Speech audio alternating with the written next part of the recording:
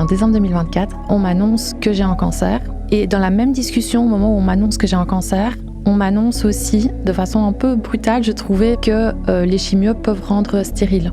Et là, directement, j'étais avec ma compagne, on s'est effondrés toutes les deux. Parce que nous, ça fait 6 ans qu'on est ensemble et que c'était un projet de vie, justement, pour 2025 ou 2026. Donc, quand on me l'a annoncé, je me suis sentie fissurée de partout. Je me suis dit, mais comment est-ce que je vais savoir remettre les pièces ? Ah ouais, non, ça a été difficile. Et c'est ça qui était très frustrant, de me dire, si j'étais tombée enceinte 3 ans plus tard, eh ben, ça aurait été complètement différent. Je savais que j'étais fertile et que là...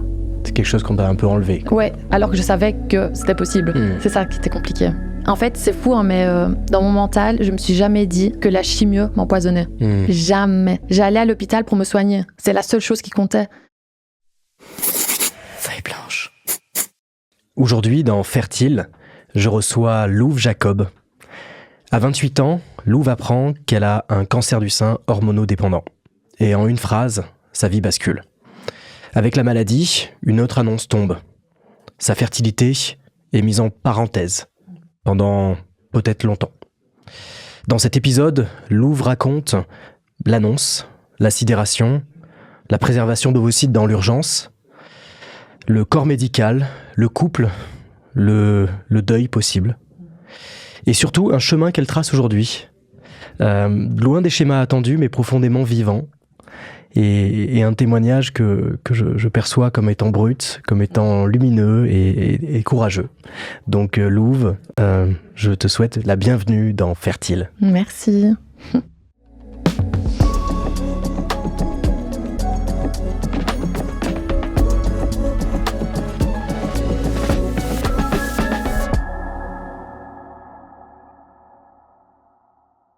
Alors Louve, pour commencer, je voulais t'inviter à revivre ou en tout cas à nous partager un moment de bascule, notamment en lien avec ta fertilité, où on t'annonce que potentiellement ta fertilité allait être mise en parenthèse et il y a une annonce donc d'infertilité qui t'est faite.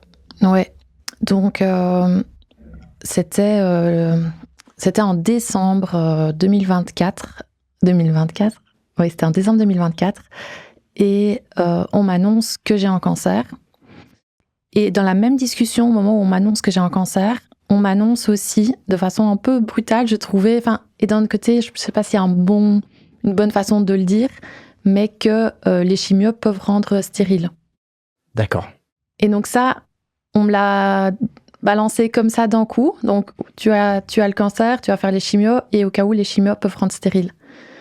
Et là, directement, j'étais avec ma compagne, on s'est effondrés toutes les deux. On s'est effondrés toutes les deux parce que nous, ça fait 6 ans qu'on est ensemble et que c'était un projet de vie, justement, pour 2025 ou 2026. Donc, c'est vraiment quelque chose...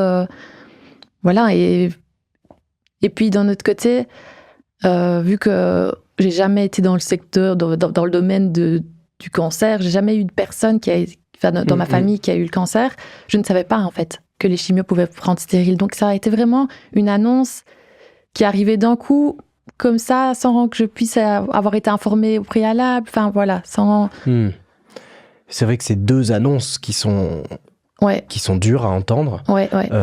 Et un peu le double coup de bambou, entre guillemets. Comment tu te souviens, ce moment-là, justement, tes premières réactions, comment ton corps l'a pris, comment tes émotions ont parlé?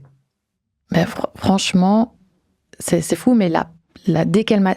Quand j'ai su pour mon cancer, je l'ai su un petit peu avant. Je l'ai su quelques jours avant, mais je ne savais pas du tout quel était le traitement que j'allais avoir. Donc, j'ai pleuré, voilà, c'était difficile.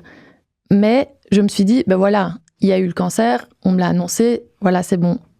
Et là, quand on m'a annoncé ça, en plus, devant le médecin, je suis tombée, j'ai fondu en larmes directement. Franchement, c'est des projets de vie qui partent en fumée. C'est beaucoup de peur aussi parce que ça peut rendre stérile. C'est possible que ça ne rende pas stérile, mais d'un autre côté, on ne peut pas le savoir. Donc, il va falloir faire la préservation des ovocytes.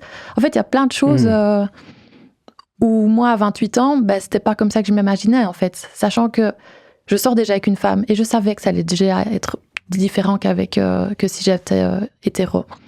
Donc, je savais déjà que la démarche allait être un peu plus longue. Oui. Et là, savoir qu'elle allait être encore plus longue ou dans tous les cas, à tout moment, pas possible, là, ça nous a vraiment mis un coup de massue, quoi. Ah oui, je comprends. Et si tu te souviens justement des mots qui ont été utilisés, donc tu parles de stérilité, Ouais. On n'a même pas parlé d'infertilité, à ce moment-là, c'est vraiment le terme stérilité qui est sorti. Ouais. Peut-être différencier même un peu les deux. Ouais, non, le terme, c'est vraiment, ça peut rendre stérile. Et je trouve le mot fort, quoi. Enfin, c'est dingue. Et après, parce qu'après, il y aura l'hormonothérapie, on en reparlera, mais après, il y a aussi, il parle aussi de castration chimique. Ah oui. Et ça, le terme, quand je l'ai entendu, bien plus tard, parce que c'est après tous les traitements, on parle de castration chimique, je suis là, et castration chimique, j'ai l'impression d'être un animal, en fait, tu vois. Donc, ouais, ça a été des mots compliqués à entendre à mon âge. Ouais, je comprends. Et c'est vrai que les mots ont du pouvoir, et dans ces situations, c'est difficile à vivre. Justement, peut-être tu disais entre le cancer et ton infertilité due à ton cancer, cancer a priori, mais qu'est-ce qui t'a peut-être le plus questionné au moment, c'est-à-dire le plus marqué? Le plus marqué, franchement, je pense que c'est les chimios. C'est de savoir que un médicament qui est là pour me soigner puisse descendre à ce point-là dans mes ovaires et me rendre stérile. Ça, c'est vraiment... Je me suis dit, mais c'est pas possible. On est en 2025, comment c'est possible que ça puisse... Que l'effet secondaire, enfin, entre guillemets, oui, c'est ça. Ouais. Et si tu devais décrire, peut-être en une image, pour compléter sur cette annonce-là, ces annonces, une image qui décrirait ce que tu as ressenti? L'image que j'ai eue, c'est vraiment un bris de verre. Vraiment. Ah oui. Quand on me l'a annoncé, je me suis sentie fissurée de partout. Je me suis dit, mais comment est-ce que je vais savoir remettre les pièces? Comment je vais savoir remettre le verre sans qu'il y ait de fissure? Enfin, c'est vraiment ça. C'est vraiment l'annonce bris de verre. Je ne saurais pas dire autre chose comme terme. Je me suis sentie cassée d'un coup. Ah ouais, non, ça a été difficile. Ok, et merci. Cette image est belle et on y reviendra peut-être parce que ça m'a donné des idées. Peut-être parlons maintenant, revenons flashback sur déjà te présenter. Qui es-tu, Louve? Et puis ensuite, on va parler de ton couple aussi, qui est aussi connecté avec ton désir de parentalité. Ouais, donc je suis créatrice de contenu belge. Quel âge tu as aujourd'hui? J'ai 29 ans. J'ai 29 ans, j'aurai 30 ans dans quelques semaines. Ah, félicitations, on avance. Ouais. Donc voilà, je suis dans le marketing digital, dans tout ça. Et là, ça fait bientôt 1 an que je suis en arrêt, justement parce que j'ai appris mon cancer du sein en décembre 2024. Et donc là, je suis toujours en traitement. Donc je suis encore en traitement pendant 3 ans et puis 10 ans. Donc ça va être encore un long moment. Mais voilà. On va revenir sur justement des éléments du traitement et tout le protocole que tu as suivi. Comment tu rencontres ta compagne? Parle-nous de ton couple, si tu l'acceptes en quelques mots. Ma compagne, c'est particulier parce qu'on s'est rencontrés la toute première fois quand on avait 13 ans, en camp scout. Ah oui. Donc scout, je sais plus comment c'est ça. C'est ça. On s'est rencontrés là, donc elle s'appelle Bettina, et elle a toujours été très masculine dans sa manière d'être et tout ça.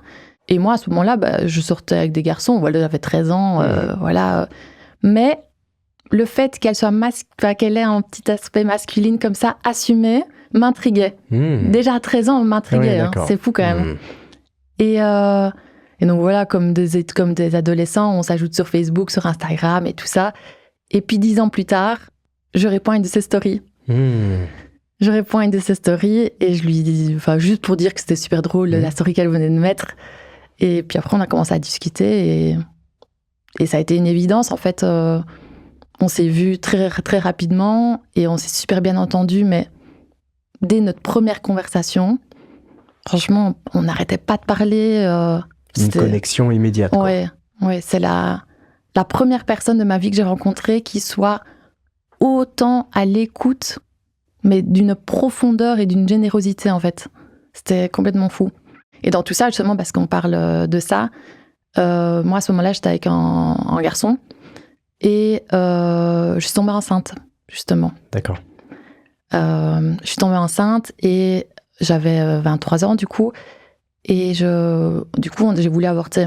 Parce que ça n'allait pas déjà avec ce garçon-là. Ça se passait pas super bien et tout. Et dans commun accord, on s'est dit que j'allais avorter. Et en fait, tout l'avortement, je l'ai vécu seule. Lui n'était pas du tout présent. Alors qu'on était ensemble, hein, mais lui n'était pas du tout présent. Et je parlais déjà avec Bettina à ce moment-là. Et Bettina a été très présente. En tant qu'amie à ce moment-là, hein, en tant que... Même si je me doutais bien qu'elle avait des attirances pour moi, et moi aussi je commençais à en avoir, mais elle a été là à ce moment-là. Et heureusement, parce que ça... Enfin, sinon, ça aurait été encore beaucoup plus difficile, parce que ça a été difficile aussi. Hein, Comment tu l'as vécu, ça ? Ça a été très, très difficile. Pendant 1 an, ça a été très difficile. En fait, c'est la façon dont l'avortement s'est passé, le fait de ne pas avoir été soutenu et tout ça, c'est ça qui avait été difficile. Donc, c'était médicamenteux. Hein. Oui, c'est ça, c'était médicamenteux. J'étais à la dernière semaine où c'était possible que ce soit médicamenteux. Donc voilà, le fait d'avoir vécu tout ça toute seule, c'est vrai que ça a été très, très compliqué pendant un long moment. Et franchement, et là encore une fois, Bettina a été là, même pendant 1 an, elle m'a réconfortée. Enfin voilà, c'était vraiment... C'était quoi ton sentiment, ce qui t'a traversé à ce moment-là ? Parce que c'est vrai que c'est des choses... avorter, c'est des choses qui arrivent dans des vies. Quels sont les sentiments qui ont dominé pendant cette année un peu de flottement que tu décris ? Je pense qu'il y avait beaucoup de culpabilité. J'avais beaucoup de culpabilité. Je sais pas, c'était vraiment particulier. En fait, la culpabilité dans le sens où j'avais 23 ans et que voilà, j'étais j'étais dans les études, ça n'allait pas avec mon ex à ce moment-là. Enfin, il y avait plein de choses qui faisaient que ça concordait pas pour que je tombe enceinte. Et voilà, alors qu'à tout moment, si j'étais tombée enceinte avec Bettina, bon, physiologiquement, c'est pas possible, mais bon, à tout moment, je l'aurais gardée, en fait. Et c'est ça qui était très, très frustrant de me dire, bah, si j'étais tombée enceinte 3 ans plus tard, eh ben, ça aurait été complètement différent. Donc, ça a été ça, en fait. C'était au niveau du timing, au niveau de la personne à qui j'étais, c'était compliqué. Et en même temps, une culpabilité parce que tu sentais, que tu avais ce désir. Ouais, c'est ça. C'est ça. Et je pense que c'est une raison pour laquelle c'était encore plus difficile. Et c'est vraiment le bris de verre que j'ai dit tout à l'heure. Je savais que j'étais fertile, du coup. Et que là, c'est pas possible. Alors que je savais qu'à la limite, j'avais cette possibilité. Enfin, je savais que je l'étais, en tout cas, fertile. Donc... c'est quelque chose qu'on t'a un peu enlevé. Ouais. Alors que je savais que c'était possible. C'est ça qui était compliqué. Ouais, je comprends. Justement, Bettina, comment votre couple il se projetait dans la possibilité de parentalité, de devenir parent ? Bettina, elle a toujours voulu avoir des enfants. Toujours. Et elle, si on pouvait déjà en avoir un il y a 2 ans, là, ça fait 6 ans qu'on est ensemble. Franchement, je pense même la première année, elle avait voulu. Et moi, je lui disais, attends qu'on ait une stabilité financière, que tout se passe bien. Voilà, moi, j'étais vraiment un peu en train de mettre un peu des freins en disant, je veux d'abord avoir une stabilité financière, être à l'aise, et puis après, on en discutera. Et là, l'année 2024 faisait que ça commençait à aller, la stabilité. Ça commençait, je me disais, ok, ça va, c'est bien, on va pouvoir en discuter. Et on allait justement en discuter, c'est fou, mais fin décembre. On allait en discuter à ce moment-là. Elle m'avait dit, après les fêtes, on en rediscute. Et c'est fin décembre que j'ai su que j'avais un cancer. Donc voilà. Donc elle a toujours voulu avoir des enfants. Et c'est vrai que pour elle, c'était très difficile, même si Bettina m'a dit, quoi qu'il en soit, c'est toi avant quoi que ce soit, de toute façon. Donc c'est pas grave. C'est pas grave, même s'il y a ce projet-là qui n'est plus là, en tout cas comme on le voulait, c'est pas grave. Du moment qu'on est ensemble, c'est ce qui compte, c'est le principal. Parce que moi, j'avais aussi beaucoup de culpabilité à ce niveau-là. Parce que Bettina, et d'un autre côté, Bettina pourrait tomber enceinte. C'est une femme, elle est fertile, elle pourrait, mais elle ne veut pas. Elle dit, c'est pas possible, C'est comme si tu demandais à un homme de tomber enceinte, pour elle. Et elle m'a dit, jamais je te ferai porter le poids de la culpabilité de tomber enceinte si même moi, je ne veux pas. En fait, tu vois. Je comprends. Donc, et c'est vrai que oui, il y a cette question qui aurait pu se poser. Ouais.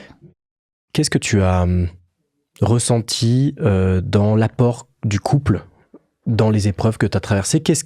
Comment le couple aujourd'hui a vécu selon toi?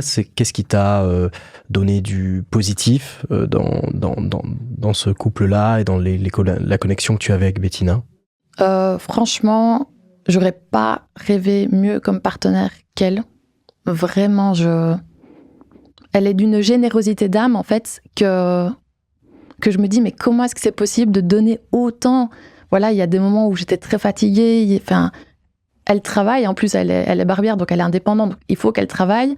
Et d'un autre côté, moi, j'étais très fatiguée.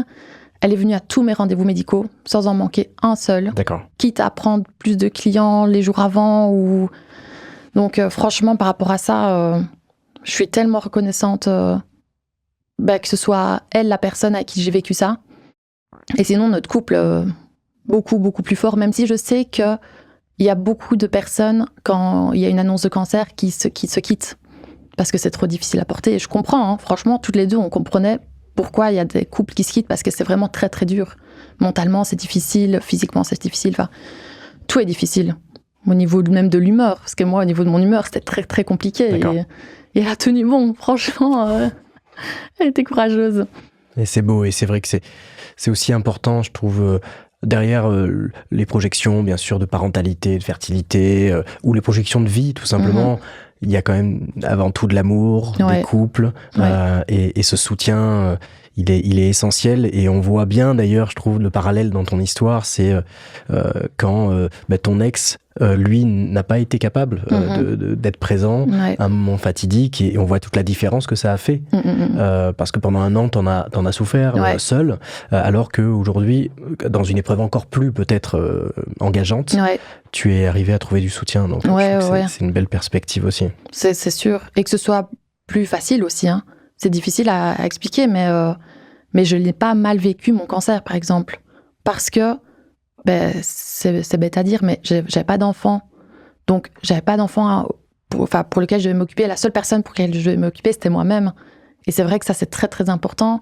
Et en plus de ça, j'avais ma famille. Enfin, je pouvais avoir mes moments de calme, pouvais avoir mes moments de repos, que je sais qu'il y a plein de femmes qui sont mères et qui doivent gérer leur vie en parallèle. Elles doivent quand même continuer malgré la maladie, quoi. Donc pour ça, c'était une bonne chose, et je pense que c'est la raison pour laquelle je n'ai pas mal vécu, parce que j'ai vraiment eu le temps de me reposer, de vraiment faire les choses convenablement, quoi. Revenons sur les jours, finalement, les mois même, mais qui suivent, les semaines, on va dire plutôt, qui suivent l'annonce, ces annonces. Hein. Comment tu les traverses? Ça se fait très très vite. En fait, au moment où on m'annonce que j'ai un cancer, la première opération, qui n'a rien à voir avec la stérilité, hein, mais c'est la pose de la chambre implantable. Donc ça, elle se fait dans la semaine qui suit l'annonce. Tu nous expliques ce que c'est? Donc c'est un petit boîtier. Il est ici, je peux le montrer. C'est ceci. Ah oui. C'est un petit boîtier. Sous la peau. Oui, sous la peau, vraiment à fleur de peau. Relié, c'est un genre de cathéter, relié à une veine principale. Donc un tuyau, entre guillemets, hein, c'est ça. C'est un tuyau. Et donc, c'est par là que passent les chimios. Donc, toutes les chimios passent par là, parce que si jamais on passait par les veines du bras, c'est possible, hein, mais elles peuvent être abîmées. Que là, au moins, vu que c'est une grosse veine, elle a beaucoup plus de capacité. Oui, c'est ça. Donc, dès la première semaine, première opération de toute ma vie. Je n'ai jamais été à l'hôpital de toute ma vie. Et donc, j'ai ça, la chambre implantable. Et puis, je pense le lendemain, rendez-vous à l'hôpital pour justement la préservation des ovocytes. Donc, premier rendez-vous pour m'expliquer. Donc, les deux, finalement, sont parallélisés, quoi, j'ai l'impression. Oui, parce qu'en fait, il faut aller très vite, étant donné qu'à partir du moment où on apprend qu'on a un cancer, la chimio doit se faire rapidement. Mais vu que je suis jeune, il fallait faire la ponction des ovocytes. Donc, tout doit se faire très vite, dans un délai très rapide. Alors que quand on fait une PMA, on attend d'avoir nos règles, et puis après seulement on fait. Alors que là, moi, je venais d'avoir mes règles peut-être la semaine avant, ou 2 semaines avant. Enfin, tout s'est mélangé, donc il faut faire toutes les choses très vite. On n'a pas le temps, en fait, d'attendre. Et donc, rendez-vous à l'hôpital avec une gynécologue pour m'expliquer... On va revenir justement sur la ponction, en tout cas la préservation, comment ça marche. Moi, pour bien qu'on comprenne aussi la maladie, le cancer. Tu as bien spécifié dans nos échanges, c'était un cancer hormonodépendant. C'est ça. Explique-nous plus concrètement, qu'est-ce qu'on t'a dit en termes de diagnostic? Qu'est-ce que tu as compris? Qu'est-ce qui s'est passé finalement dans ton corps? En fait, comment ça se passe, c'est que donc il y a, on va dire, 3 grands types de cancers. Et dans le cancer que j'ai, c'est un cancer hormonodépendant, HER2 négatif. Je vais expliquer parce que c'est des termes un peu qu'on n'a jamais entendus. HER négatif, il est soit négatif ou positif, et c'est juste une protéine qui va potentiellement accélérer la croissance des cellules. Pour ma part, elle n'était pas là, donc c'est quand même une bonne chose. Il est moins agressif. Il est moins agressif. En tout cas, il a pas. C'est un peu comme quand on joue à Mario, mais il n'y a pas le booster. Ouais, il n'y a pas le petit champignon. C'est ça, il n'y a pas le petit champignon. On préfère ne pas l'avoir. C'est ça. Ouais. Et hormonodépendant, soit il est hormonodépendant ou soit il ne l'est pas. Et en fait, la tumeur se nourrit de mes propres hormones. Donc de mes oestrogènes et de mes progestérones. Et là, c'est une défaillance de mon corps qui a fait, peut-être liée au perturbateur endocrinien. On n'en sait rien, en fait. C'est très, très flou de savoir comment ça se fait. Et pour ne plus avoir ce cancer-là, il faut du coup diminuer les oestrogènes et la progestérone, voire ne quasi plus en avoir. Et donc voilà, et donc c'est ça le cancer que j'ai, et c'est la raison pour laquelle, on en reparlera par la suite sûrement, mais je dois prendre de l'hormonothérapie pendant 10 ans. Eh oui.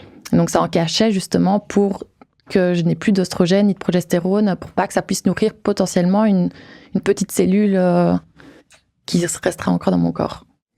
Ok.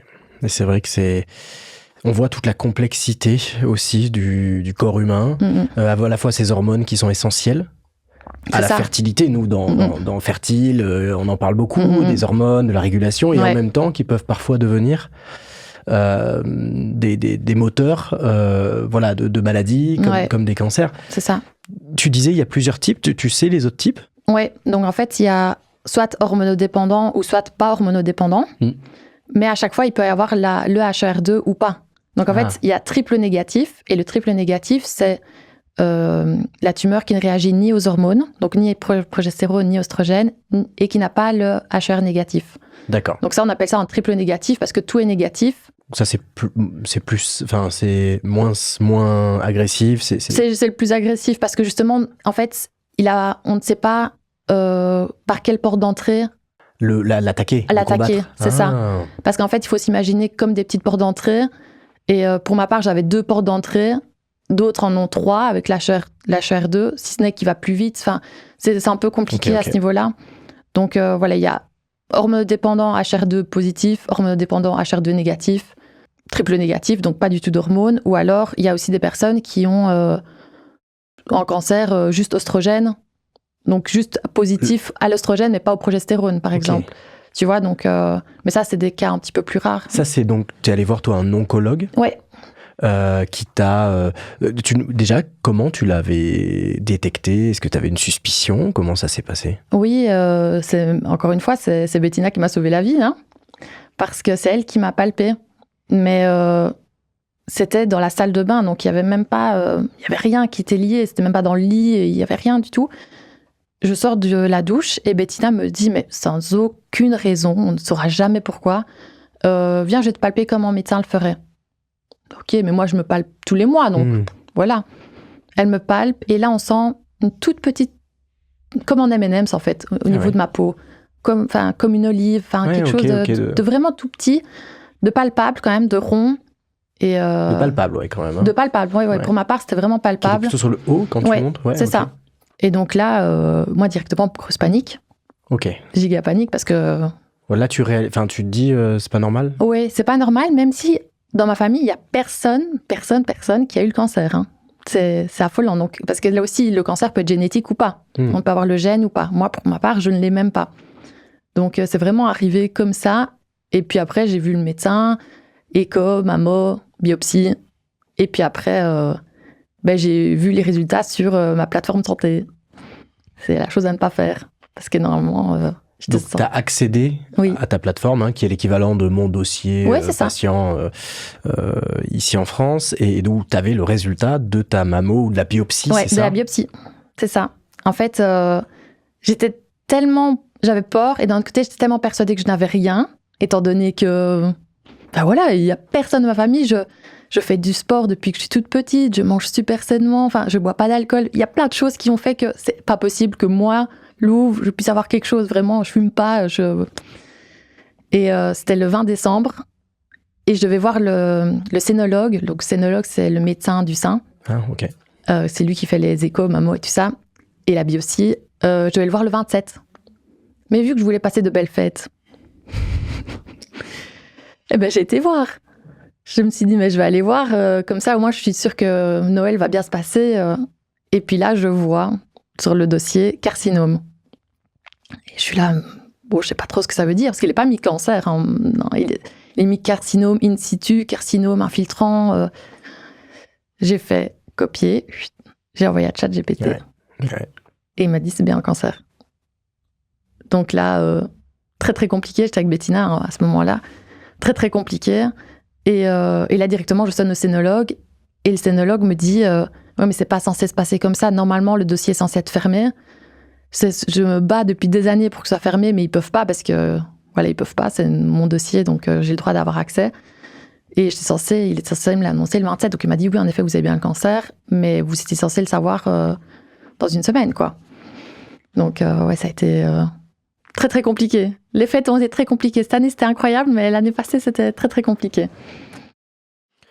Avec le recul, justement, ce recours même à ChatGPT qui devient de plus en plus courant dans nos vies, alors à la fois pour des petits bobos de rien du tout, mais aussi, comme on le voit, pour des choses qui sont plus graves. Comment tu l'as utilisé même plus largement? Est-ce que c'est quelque chose qui est un réflexe pour toi? Ouais, je l'ai beaucoup utilisé. Franchement, je l'ai beaucoup utilisé, même rien que pour savoir ce qu'on va m'injecter, si c'est normal les symptômes que j'ai, parce que je pouvais très bien appeler mon oncologue, mais à ce moment-là, je l'appelais tous les jours. Et c'était ça le problème. J'avais pas commencé à l'appeler tous les jours. Madame, docteur, j'ai mal à la main. Voilà. Donc, je l'ai beaucoup utilisé. En plus de groupes sur les réseaux. Et puis, j'en ai très vite parlé sur mes réseaux. Et j'ai beaucoup de femmes qui vivent la même situation que moi. Et donc, on a pu vraiment discuter. Donc, voilà. Mais oui, chat, je l'ai vraiment... Je l'ai saigné. Hein. Oups. Et globalement, ça t'a plutôt apporté, juste en termes de retour d'expérience de patients? Oui, franchement, oui. Ouais. Que ce soit ChatGPT, que ce soit les personnes avec qui j'ai discuté. Le soutien. Ouais. Et puis, encore une fois, je pense que je vais le répéter tous les jours, mais le fait d'aller voir une psycho-oncologue depuis le début, avant même de savoir que avant même de commencer les chimios, jusqu'encore maintenant, je la vois encore maintenant, ça a été la meilleure chose qui puisse être. D'accord. Pourquoi? Au niveau de toutes les angoisses que j'avais, je me dis, je comprends que l'après-cancer puisse être difficile pour les personnes, parce que c'est très difficile. Parce que si tu dois rester avec toutes ces angoisses-là depuis le début et ne jamais les déposer, je comprends que c'est difficile. Hein. Alors que moi, j'ai eu l'occasion de déposer chacune de mes angoisses toutes les semaines, parce que j'avais des chimios toutes les semaines, et ma psycho-oncologue venait à mes chimios. D'accord. Donc pendant 1 heure où j'avais mes chimios, elle était là et on discutait.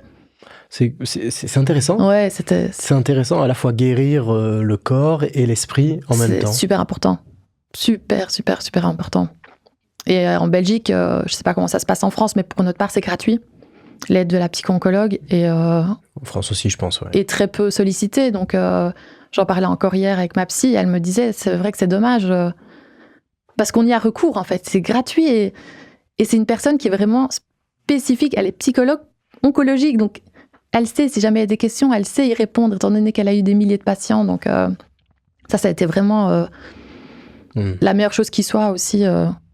Et c'est vrai que là, je fais le parallèle, mais avec des parcours de fertilité, où les gens passent par la PMA, passent par des up and down. Alors après, la spécificité, c'est que toi, bien sûr, il y a une maladie qui pourrait être relativement grave. En tout cas, tu peux aller jusqu'à, disons, un risque pour ta vie. Donc c'est sûr qu'il y a la peur aussi de la mort, et ainsi de suite, qui doit être naturellement dans ces situations et qui est touchante, qui est forte. Et en même temps, on voit bien l'impact du mental aussi, que ce soit dans des cas de maladies graves, mais aussi dans des cas de parcours d'infertilité. Toi, justement, le mental, comment il t'a aidé ? Franchement, ça m'a beaucoup aidé. J'ai beaucoup parlé avec Bettina, de toute façon, ça c'est sûr. Et elle m'a beaucoup rassurée à ce niveau-là. Et en fait, c'est fou, hein, mais dans mon mental, je me suis jamais dit que la chimio m'empoisonnait. Jamais. J'allais à l'hôpital pour me soigner. C'est la seule chose qui comptait. Comme on irait faire une cure, je vais là pour me soigner. Je vais pas là pour m'empoisonner. Je vais pas là pour... même pour la radiothérapie, je vais pas là pour me faire cramer. Parce que la personne avant moi disait sans arrêt ça. Ouf. Je vais me faire cramer. Et moi, j'étais juste après, dans la salle d'attente comme ça. Et la différence, c'est que je sais pas du tout, hein, parce que je peux pas comparer, je sais pas combien de séances elle avait, mais elle était très très brûlée, que j'ai pas été brûlée une seule fois. J'ai eu 15 séances, je n'ai pas été brûlée une seule fois. Donc c'est vrai que la façon de penser est différente aussi, selon chaque personne. Et d'un autre côté, je veux pas que les personnes qui le vivent plus mal que moi culpabilisent de ça, parce que chaque personne le vit comme il le veut et comme il peut, surtout, hein, parce que moi, c'est parce que j'avais pas mal de ressources qui fait que ça a été plus simple pour moi, mais il y a d'autres personnes. Comme tu en as trouvé aussi. Oui, j'en ai trouvé, ça c'est sûr. Mais je pense à certaines femmes... ou même hommes, hein, parce que le cancer du sein touche aussi des hommes. Hein. Il y a 1%. Ah bon ? 1% d'hommes. Waouh, ok. Ouais. Alors ça, tu me l'apprends. Ouais. Ok. Qui n'ont peut-être pas le soutien de leur compagnon, de leur compagne. Et ça doit être vraiment très difficile. En plus du fait de continuer peut-être leur vie de manière totalement normale, alors que moi, j'ai pu vraiment mettre tout à l'arrêt. Donc voilà. Comment tes proches, justement, comment tu leur as parlé ? Comment tu t'es exprimé, tu as partagé sur ce qui t'est arrivé avec tes proches et quels ont été peut-être le soutien que tu as reçu ? Déjà, l'annonce, sincèrement, ça a été la chose la plus difficile de tout mon parcours. L'annoncer à mes proches, ça a été le truc le plus douloureux que j'ai pu faire de ma vie. Parce que devoir appeler sa maman, parce que mes parents étaient en vacances à ce moment-là, appeler sa maman et dire « Maman, j'ai un cancer du sein », c'est horrible, horrible.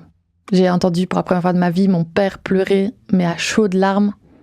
C'est horrible, je pense qu'on n'a pas envie que notre enfant vive ça. On a envie de le vivre soi-même, à la limite, mais pas... Donc voilà, même mes amis, je sais que tout le monde a pleuré.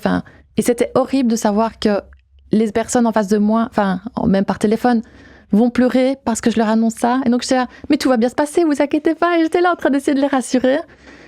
Et que eux se sentent démunis au final. Hein. Ils se sentent démunis du fait que je vive ça, alors qu'il n'y a aucune raison que je vive ça, quoi. À mon âge, ça n'avait pas de sens, quoi. Donc ça a été vraiment très, très compliqué. Et le soutien que j'ai eu, j'ai eu un soutien... Mon père s'est occupé de tout ce qui était administratif. Ma mère, au niveau de la nourriture, elle faisait en sorte de m'apporter à manger, etc. Quand Bettina n'était pas disponible, elle allait faire mes courses. Mes grands-parents, ils étaient tout le temps dispo aussi pour plein de choses, pour faire mon linge. Voilà.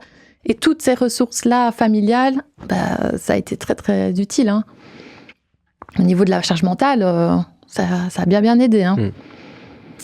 Donc, et puis après, il y a tous mes amis, et puis même des inconnus, au final. Parce que là aussi, il y a le soutien de personnes que je ne connais absolument pas, qui m'envoyaient des cadeaux, qui m'envoyaient...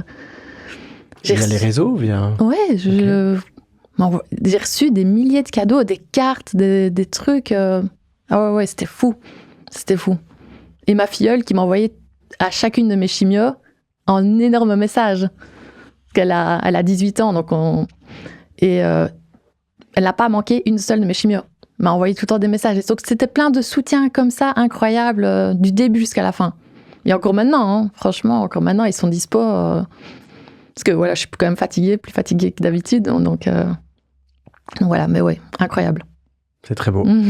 Ça me touche, ce que tu as dit. Et c'est vrai que c'est important, je pense aussi, d'avoir le soutien autour de soi. Et quoi qu'il arrive, on est seul.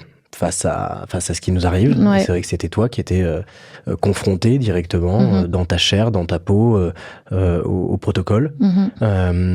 Et voilà, il y a une part de solitude qu'on peut pas refuser, mais il y a aussi le soutien qui est essentiel et le fait de se sentir aussi entouré. Ouais, très très important.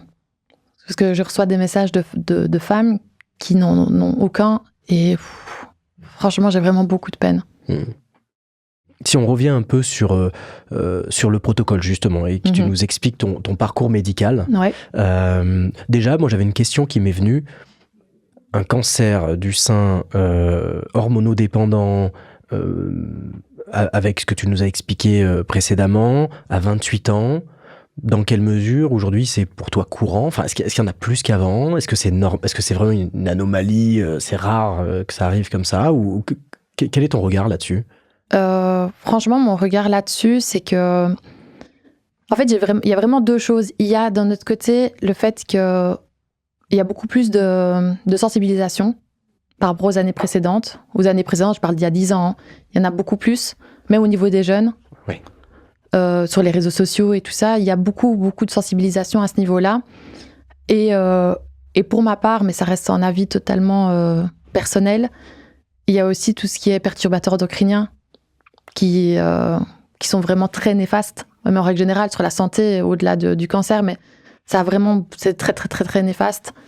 Et que ce soit dans la nourriture, dans les cosmétiques, dans tout en fait, dans tout ce qu'il y a autour de nous. Et c'est vrai que là, maintenant, avec du recul, parce que je suis vraiment très, très sensibilisée à ça, Ben oui. Il y a plein de choses que j'ai jetées chez moi, même si au niveau de... Par exemple, moi, il faut savoir qu'au niveau des cosmétiques, j'ai toujours fait très attention à ce que je mettais sur ma peau. Mais le parfum, par exemple, je ne mettais pas beaucoup, mais le parfum, c'est rempli de perturbateurs endocriniens. Vraiment, c'est une catastrophe. En fait, dès qu'il y a du parfum synthétique, c'est pas très bien. Les bougies, j'avais des bougies chez moi, bougies catastrophes, tout ce qui a une senteur en fait un peu chimique, c'est vraiment pas ouf. Tous les produits de vaisselle, les produits de nettoyage, les boîtes en plastique, les tupperwares, toutes ces choses-là, les poils en Tefal, les poils en... Oui, les poils, j'ai vu. Ouais. En PFA, enfin voilà. PFAS, ouais. PFAS, ouais. Tout ça, c'est des choses du quotidien. On se nourrit avec et on fait plein de choses avec. Et tous les jours, il y a des choses en plus qui se mettent dans notre corps, des microparticules et tout ça. Et je me dis, pour ma part, et ça reste encore une fois un avis totalement personnel, je pense que c'est lié à ça. Je pense que c'est lié à ça, même au niveau de la matière de vêtements qu'on va mettre sur nous, c'est du polyester. Enfin, il y a trop de choses. Franchement, il y a plein de choses. Et c'est ça que nos grands-parents n'avaient pas autant de choses. Voilà, eux, leur vaisselle, ils faisaient du savon de Marseille. Il y avait beaucoup moins de perturbateurs endocriniens dans leur vie. Alors que nous, on est vraiment baignés dedans. Donc voilà, pour ma part, moi, je pense que c'est lié à ça. Il y a une vraie prise de conscience, mais qui est encore, finalement, c'est un mode de vie à changer, donc c'est pas toujours évident. Moi, je regardais même chez moi, t'as raison, sur les poils, tout ça, là, il faut que je rachète des poils, c'est un coût, hein. Voilà, c'est un coût, et puis on est entouré, même pour les enfants, pour tout ça, on sent qu'il y a un vrai effort à faire. Revenons donc sur ton parcours médical. On est en décembre, donc là, tu nous dis à la fois la chimio, donc déjà la chimio est envisagée pour toi, j'imagine qu'il y a... Qu'est-ce qu'on te dit d'un point de vue justement cancer, et en lien, on va aborder la préservation, comment ça s'est passé pour toi? Donc au niveau du cancer, à partir du moment où on annonce qu'on a le cancer, on fait plein d'autres examens pour savoir s'il y a des métastases, pour savoir si les ganglions sont touchés, pour savoir si les os sont touchés. Donc check-up complet. Check-up super complet. Donc ça, je le fais vers le 2 janvier, je crois.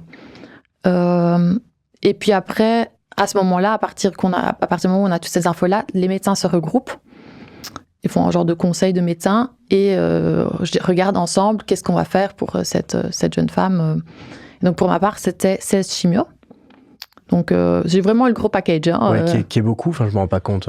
Oui, c'est beaucoup. Pourquoi ils se décident de ça? Dû à mon âge, en fait. Dû à mon âge, le fait que j'ai un ganglion touché. À partir du moment où on a un ganglion touché... c'est quasi systématique, les chimios. que parfois, si jamais c'est vraiment très ciblé au niveau du sein, on peut enlever la poitrine. Si on a assez de marge saine au niveau du sein, à ce moment-là, il n'y a rien à faire. Il y a peut-être les rayons à faire à la limite, mais il y a plusieurs jeunes femmes, si jamais elles se palpent assez tôt, qui peuvent juste avoir, ça reste quand même quelque chose de compliqué, hein, je le dis pas, mais une chirurgie, et voilà, et ne pas passer par la case chimio, par la perte de cheveux, par toutes les conséquences qui peuvent suivre après une chimio.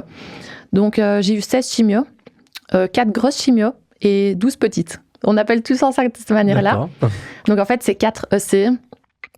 Donc épirubicine, c'est cléphosphamide, là, en termes... Donc c'est des médicaments, c'est le médicament, c'est ça. Okay. Donc j'ai eu 4 EC, espacés de 2 semaines, parce que c'est vraiment une grosse chimio qui fait que au niveau des globules blancs, ça baisse très très très très fort. Immunodépression. Ouais. C'est ça. Et c'est la raison pour laquelle on a une injection de globules blancs le lendemain de la chimio, pour justement les faire remonter, parce que naturellement, on n'arriverait peut-être pas à les faire remonter assez haut pour la prochaine chimio. Donc là, j'ai eu ces 4 chimios-là, toutes les 2 semaines, et puis après, 12 chimios, donc une par semaine, pendant 12 semaines. Donc après tout ça, voilà, c'est déjà pas mal, franchement. Bien. Bravo, quel courage. Parce qu'on perd... Oui, parce qu'on parle souvent de la perte des cheveux, mais il y a aussi plein d'autres effets secondaires qu'on ne parle peut-être pas. Il y a des troubles intestinaux, il y a beaucoup de fatigue, il y a les yeux qui piquent. C'est vraiment particulier, mais on a les yeux très très secs.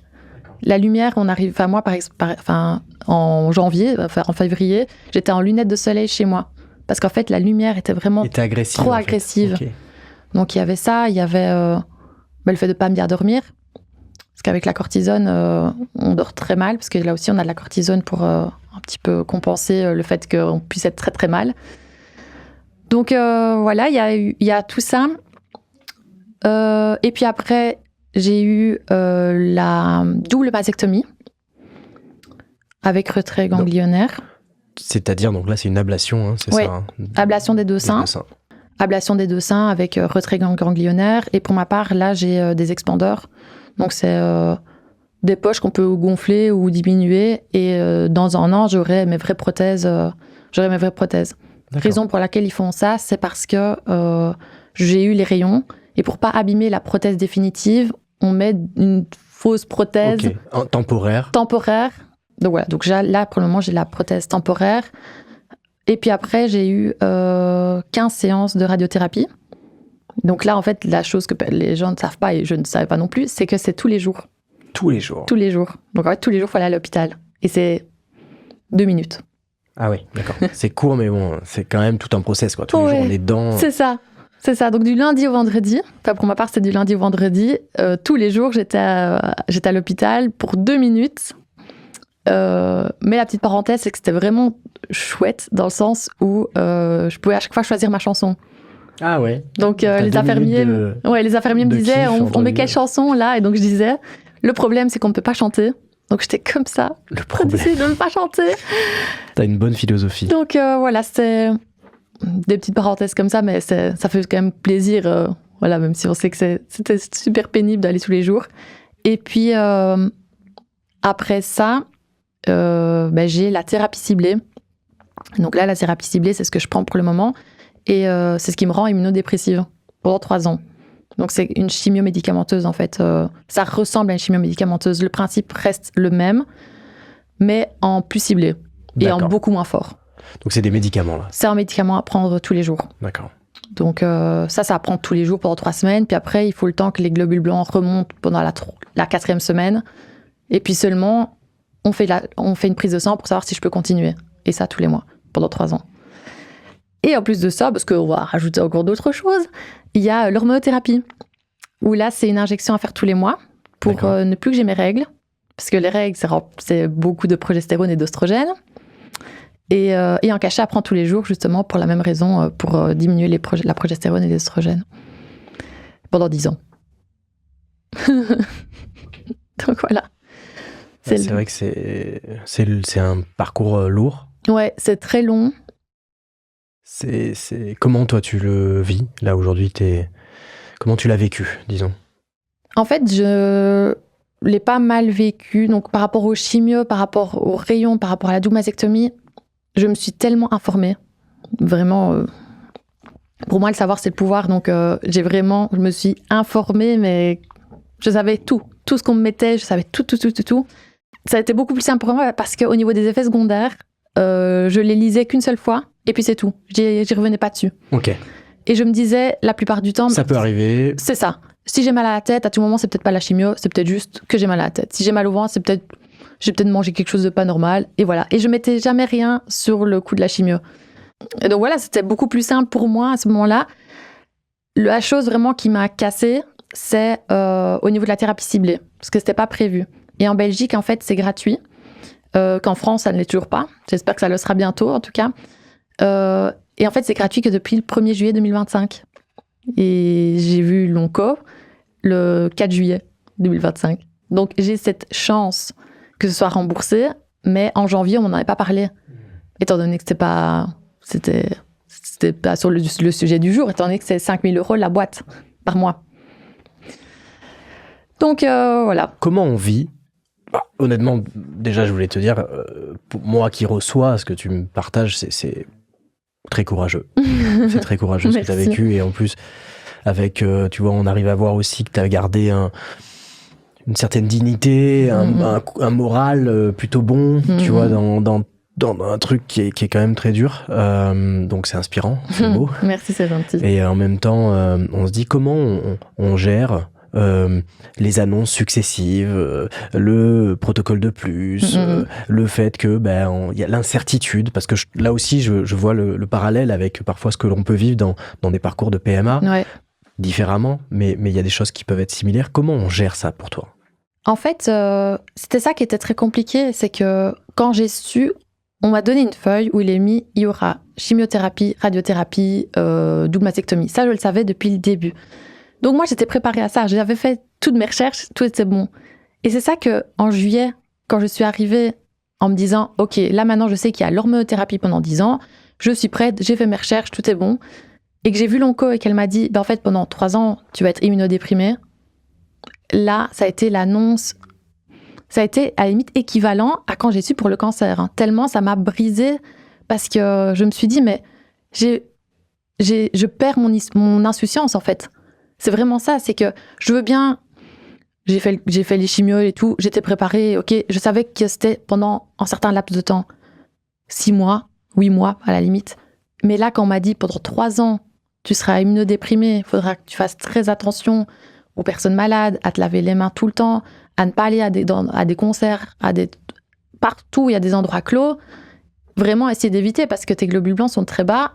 Et si tes globules blancs sont bas et que quelqu'un est malade, pour ta part, ce sera beaucoup plus compliqué, quoi. Donc ça a été vraiment très, très compliqué parce que c'est ça que je dis, que je perdais mon insouciance en me disant que je pensais la récupérer, en me disant j'ai peut-être l'hormonothérapie, mais c'est pas grave. J'aurai mes globules blancs, je saurai toujours faire tout ce que je veux. Parce qu'il y a beaucoup de femmes qui vivent avec l'hormonothérapie et qui vivent quasi normalement parce qu'il y a évidemment des effets secondaires. Mais là, franchement, ça a été un coup de massue d'apprendre ça. D'apprendre à chaque fois. Enfin, je disais à l'onco, mais à un moment donné, ça va s'arrêter. Et quoi ? Et dans 3 ans, vous allez me trouver encore autre chose à me dire. En fait, il y a aussi ça. Quand est-ce que ça s'arrête ? Ouais, c'est ça. Donc ça a été vraiment très, très difficile. Il m'a fallu plusieurs séances avec la psy et des discussions avec Bettina pour essayer de me ressaisir parce que j'arrivais pas à me ressaisir, pas du tout. J'avais envie de dire à l'onco, on ne le fait pas. Je ne veux pas, c'est bon.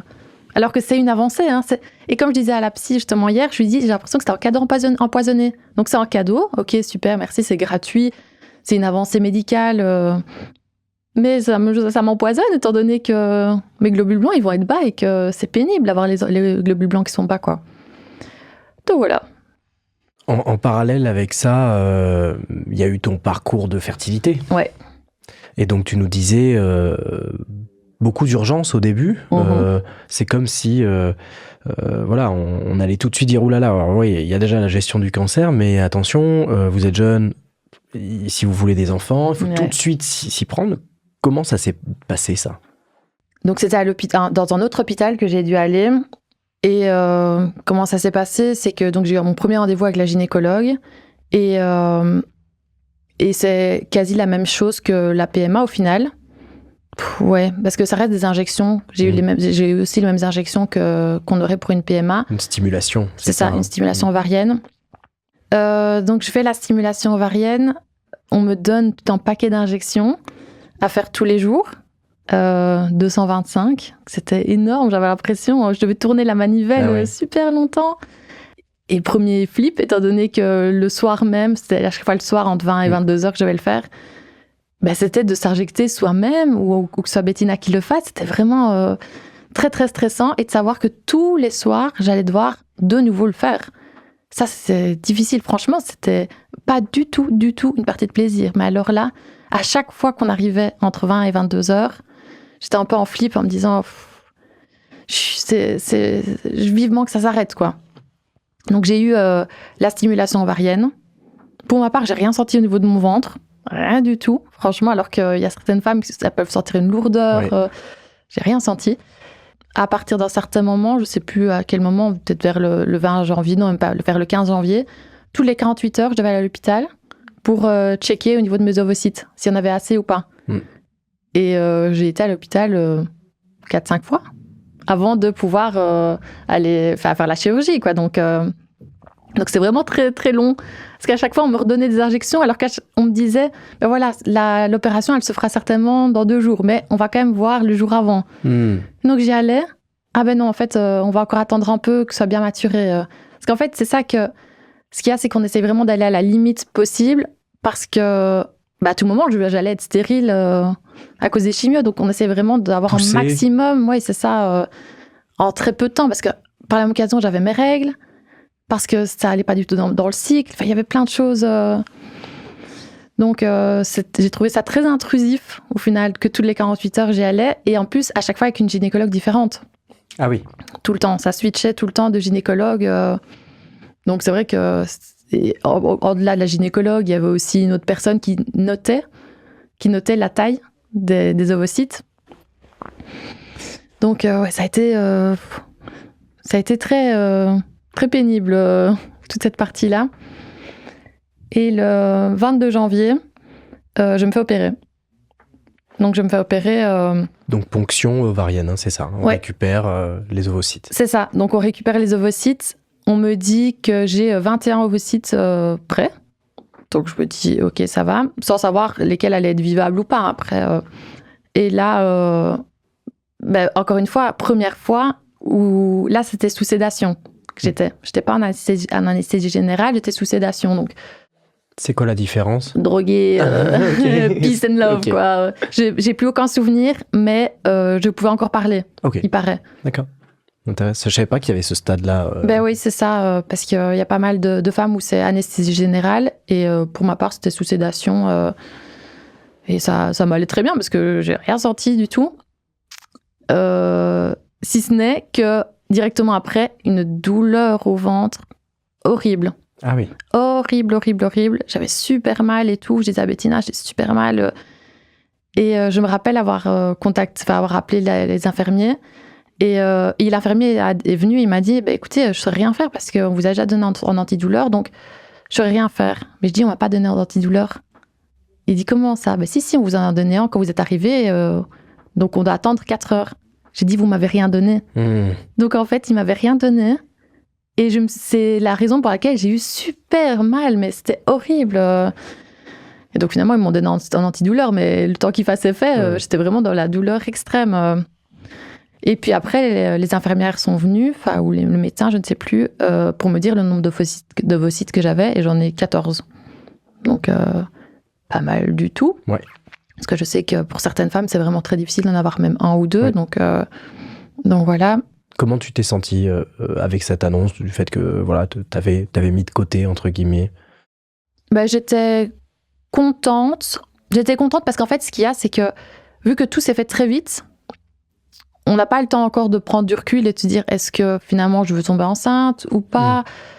Limite, on le fait au cas où, mais sans avoir la réflexion derrière, est-ce que j'ai vraiment envie ou est-ce que j'en ai pas envie finalement. Donc voilà, je me suis sentie, j'étais contente d'en avoir 14 parce que je me rends bien compte de la chance que c'est, mais en me disant à tout moment, ça n'aura servi à rien parce que je voudrais peut-être pas tomber enceinte finalement. Oui. Tu vois, donc. Surtout que là, à ce moment-là, en plus, t'attaquais vraiment ton parcours de chimio. C'est ça. Ouais, c'est ça. C'était vraiment l'étape. Et c'était une étape vraiment pénible parce que se faire les injections, ça a été vraiment très, très pénible de le faire. Et puis 48 heures avant, se refaire d'autres injections dans la jambe, dans le ventre. Horrible, horrible. Franchement, j'ai pas du tout aimé faire ça. Et d'ailleurs, je me rappelle que le lendemain de mon opération, j'étais à la limite contente d'être le soir pour pas faire d'injection. Ah oui. C'est là, c'est génial, je suis trop contente de plus faire d'injection. Et ça, mon opération, je l'ai faite le 22 janvier, mon anniversaire, c'est le 24. Donc j'avais tellement peur d'avoir mal au ventre à ce moment-là. Et je devais normalement commencer la chimio le 24, justement. D'accord. Le jour de mon anniv. Et j'ai demandé à l'onco si c'est possible de reporter d'une semaine, quand même. Parce que bon, fêter ses 29 ans en chimio, pas ouf, quoi. Pas ouf. Donc voilà.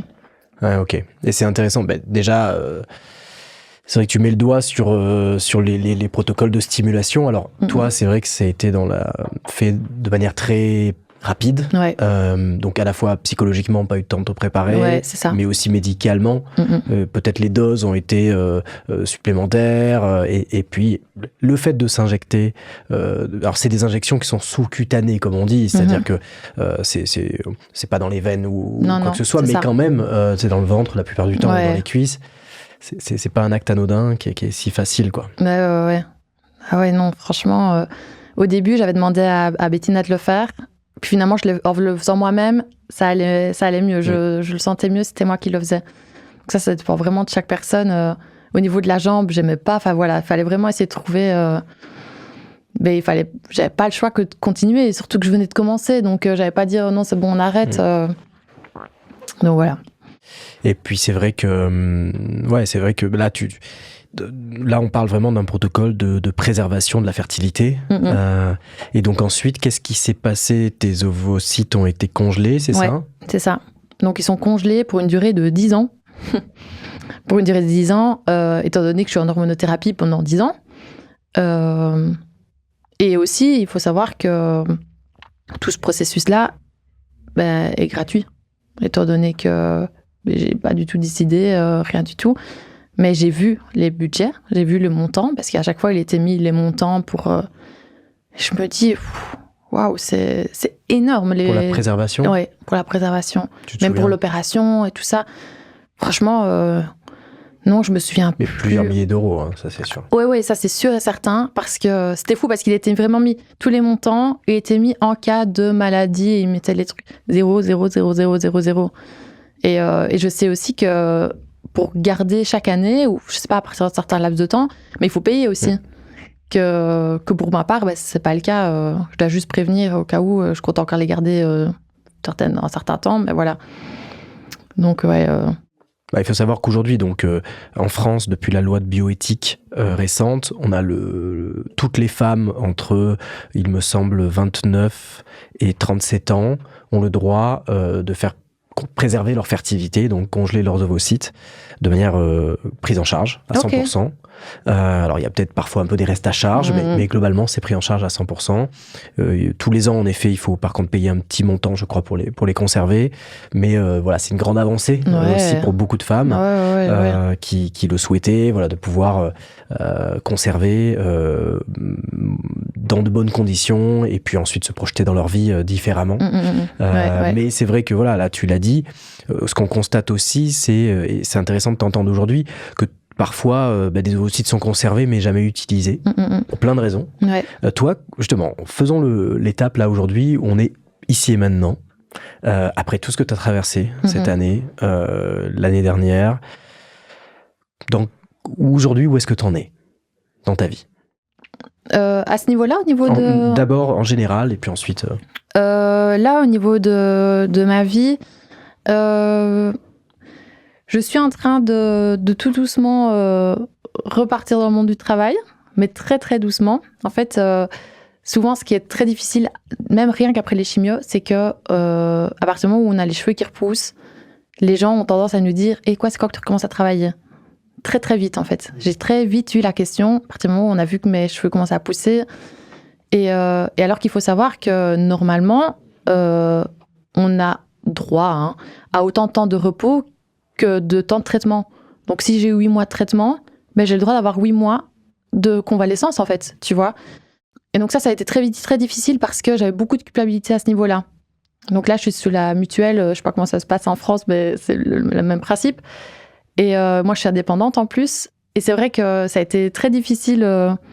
J'étais remplie de culpabilité, j'étais remplie de culpabilité. Et là, on a parlé avec la psy. Elle m'a dit, si tu commences trop tôt, dans 15 jours, tu reviens et tu vas demander un certificat médical parce qu'il faut le temps que ta fatigue passe. Et surtout que moi, en thérapie ciblée, là, je peux être en arrêt maladie pendant 3 ans. Étant donné que mes globules blancs sont beaucoup trop bas et que c'est très difficile. Ouais. Donc voilà, là maintenant, ça commence à se stabiliser au niveau de ma prise de sang et tout. Donc tout doucement, j'essaye de voir. Donc là, la maladie est résorbée. Donc là, je suis en rémission totale. Rémission totale. Okay, je suis en rémission totale. Déjà, ça c'est magnifique à célébrer. Ouais, c'est une super chose. Et là, c'est ça qui avait été compliqué aussi, c'est que quand j'ai vu l'onco, donc début juillet, je savais qu'elle allait me dire que j'étais en rémission totale. Et c'est là qu'elle m'a dit, mais il y aura la thérapie ciblée. Donc, je n'ai pas du tout fêté ma rémission, absolument pas, parce que je me disais, mais j'ai encore ce truc-là. Encore ce fil, oui, c'est fil ça. à la patte, quoi. Et puis, toutes les prises de sang à faire, parce que c'était tous les 15 jours au début. Enfin, j'étais, mais mince, quoi. Et c'est ça que je l'ai pas du tout fêté, et que je sais que je suis en rémission, mais est-ce que finalement, je vais pas être en rémission dans 3 ans, quand j'aurai terminé cette chimio médicamenteuse qui fait que je vais faire des prises de sang tout le temps, quoi. Et donc là où j'en suis aujourd'hui, c'est que je suis tout doucement en train de me relancer pour, en espérant commencer d'ici 2-3 mois, de façon aménagée, parce qu'il faut vraiment aménager les choses. Travail, hein. Travail. Au niveau du travail, il faut vraiment aménager les choses. Et au niveau des ovocytes, de ma fertilité, de ces choses-là, en fait, on a un très chouette projet avec Bettina, qui est qu'on aimerait bien faire famille d'accueil. D'accord. Court terme pour des enfants. C'est un sujet, c'était déjà quelque chose qui nous tenait à cœur depuis un bon moment. Ça faisait même avant même d'avoir le cancer, c'était un sujet où on se disait pourquoi pas. Il y a beaucoup d'enfants qui ont besoin. Nous, on est là, on est un couple très solide, très équilibré et tout, donc pourquoi pas. Et donc c'est vraiment quelque chose. On est dans les démarches là, on est vraiment en train de faire les démarches pour ça. Et c'est vraiment quelque chose qui nous tient à cœur parce que on ne sait pas si finalement on va avoir un enfant. Parce que je peux tomber enceinte après la thérapie ciblée, mais alors il faut se laisser une petite fenêtre du temps de tomber enceinte et puis repartir en hormonothérapie. Il y a des études qui ont prouvé que oui, c'est possible et tout, et c'est la raison pour laquelle il faudra d'abord un certain laps de temps d'hormonothérapie avant de pouvoir tomber enceinte et tout ça. Mais je suis trop dans le stress à ce niveau-là. Je suis dans le stress et je ne sais pas si j'ai envie d'avoir tout ce suivi, parce que un bébé, ça reste comme une bombe d'hormones, hein, même si je ne sais pas si c'est lié finalement au cancer. Voilà, mais je ne sais pas. Trop d'appréhension à ce niveau-là. Et Bettina me disait la même chose. J'ai pas envie qu'à tout moment tu tombes enceinte et que finalement je vais l'élever toute seule.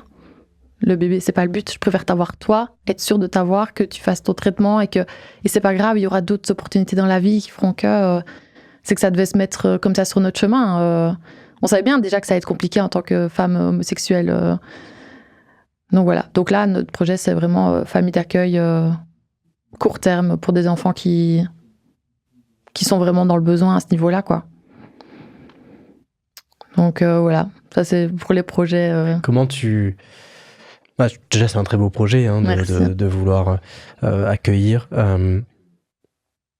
Comment tu vis au fond de toi ce changement, le fait de dire qu'il y a des peurs aussi, de faire peut-être rejaillir la maladie. Il y a une connexion finalement entre ta capacité à être enceinte et puis ta maladie. Enfin, comment tu vis cette impossibilité potentielle ou même ce deuil un peu? Ouais, donc moi j'ai toujours voulu tomber enceinte.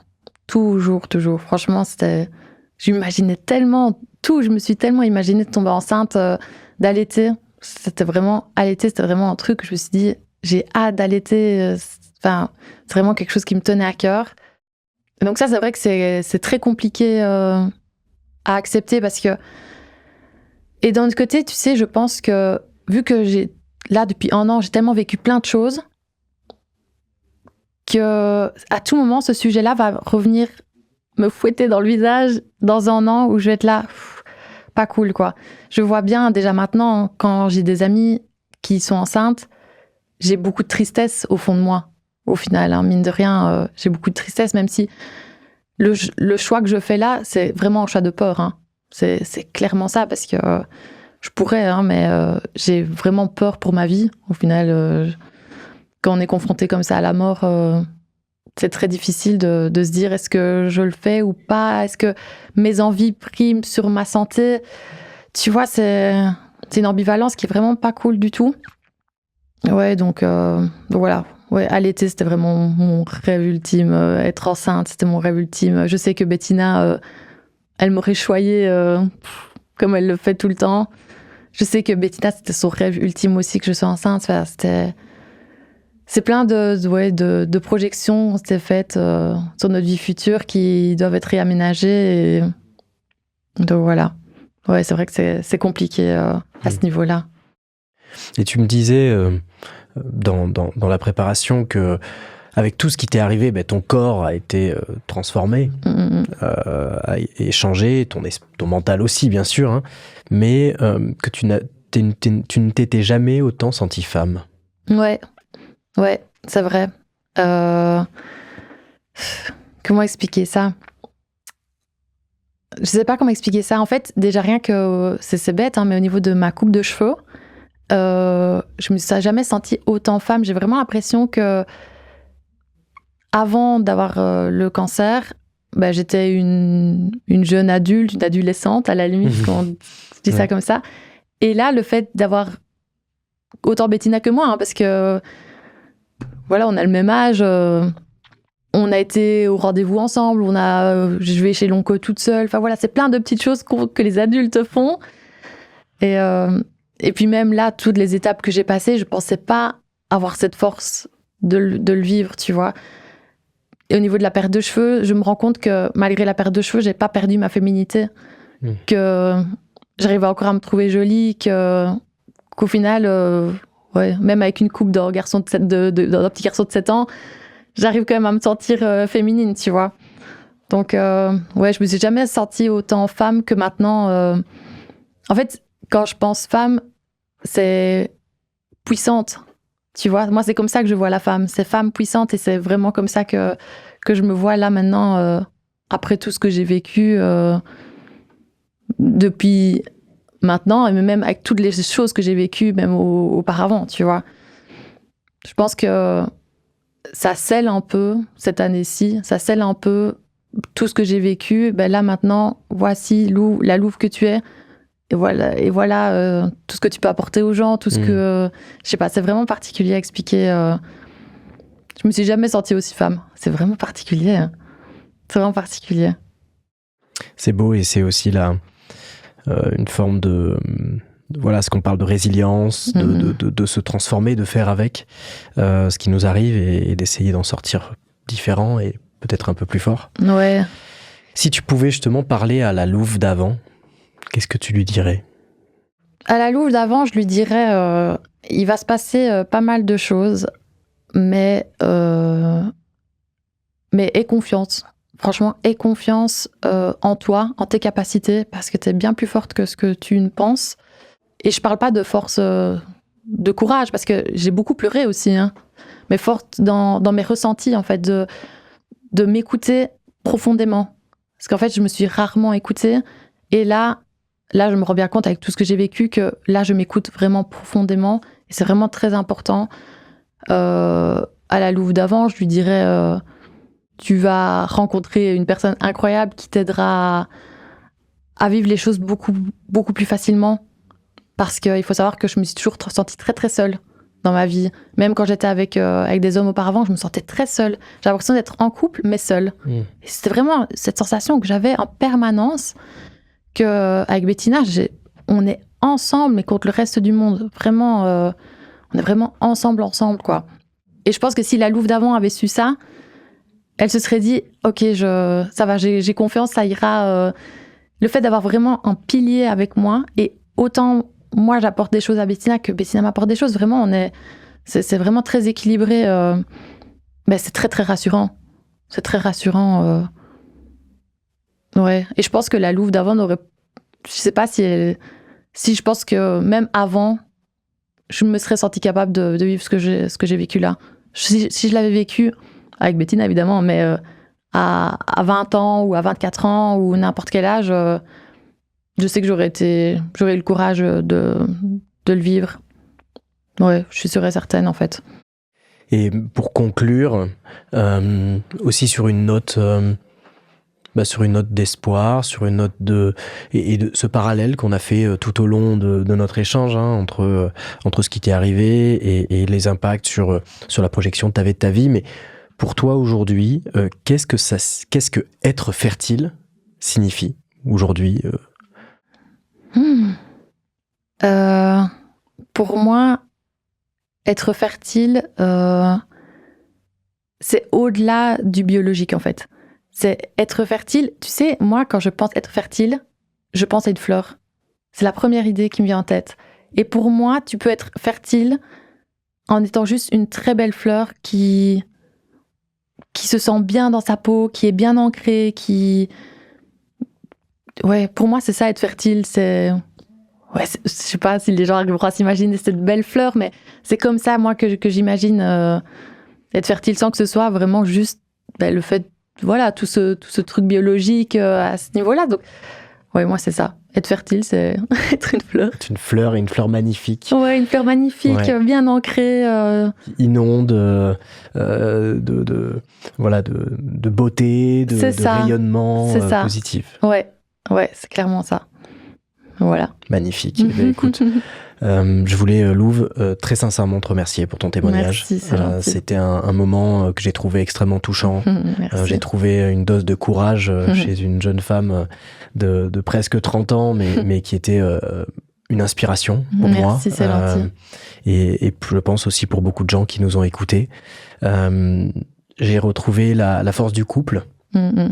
Et ce couple pur, aidant, accompagnant, qui jaillit, en tout cas dans ce que tu as dit. Et c'est aussi l'importance de bien communiquer, d'être présent l'un pour l'autre, même dans des choses qui parfois nous perturbent.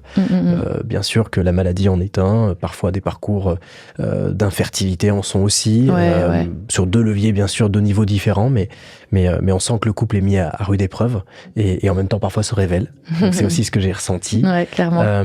Et une image qui m'a frappé, notamment quand tu as parlé de ce bris de verre, c'est cette discipline japonaise dont je ne me souviens pas du nom, mais tu sais qui Okigai.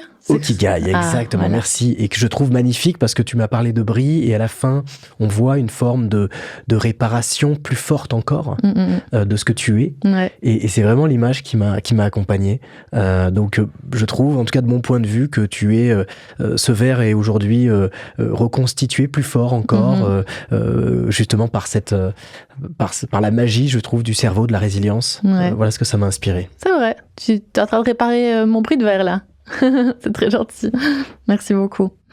En tout cas, encore une fois, merci. Et puis, je vous remercie à tous, bien sûr, pour votre écoute attentive. Je vous invite à partager cet épisode avec toutes les personnes qui, de près ou de loin, pourraient être intéressées par ce sujet. Et enfin, je vous invite bien sûr à nous rejoindre pour de prochains épisodes de Fertile. Encore une fois, merci Louve, avec plaisir. Et à très bientôt.